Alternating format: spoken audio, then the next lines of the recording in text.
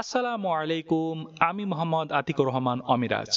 আজ আমরা 50 বছরের পারিবারিক ঐতিহ্যবাহী আমাদের এলাকার এক বিখ্যাত ঘোষের বাড়িতে যাচ্ছি। আপনারা জানেন, পাবনা হলো ঘৃতের খনি। শত শত নামকরা কারখানা রয়েছে এই জেলায়।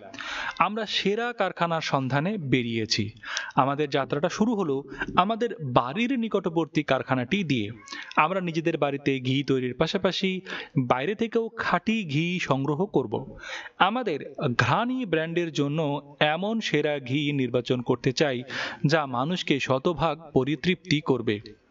একটি কথা বলতে ভুলে গিয়েছিলাম, আপনারা নিশ্চয়ই আমাদের এখন ঘোষ মহাশয়ের বাড়িতে দেখতে পাচ্ছেন। আমরা অনেক আলোচনা করেছি, মৌলানা সাহেব নানাবিধি প্রশ্ন করেছেন এবং অনেক কিছু জেনেছেন। ইনশা আল্লাহ খুব দ্রুতই আমরা আপনাদের সামনে খাঁটি ঘি উপস্থাপন করব। ঘোষ দাদার বাড়িতে একটি সুন্দর আম গাছ দেখে সেটির ভিডিও ধারণ করতে ভুলিনি। সেখানে আরও একটি চমৎকার বিষয় ছিল কবুতর। এই কবুতরকে ঘিরে আমার জীবনের অনেক ঘটনা এবং অর্থনৈতিক লাভ ক্ষতির গল্প জড়িয়ে আছে। ঘোষ দাদার বাড়ি থেকে ফেরার পথে আমরা আরও একটি চমৎকার দৃশ্য দেখলাম, ঐতিহাসিক টার্কি মুরগি।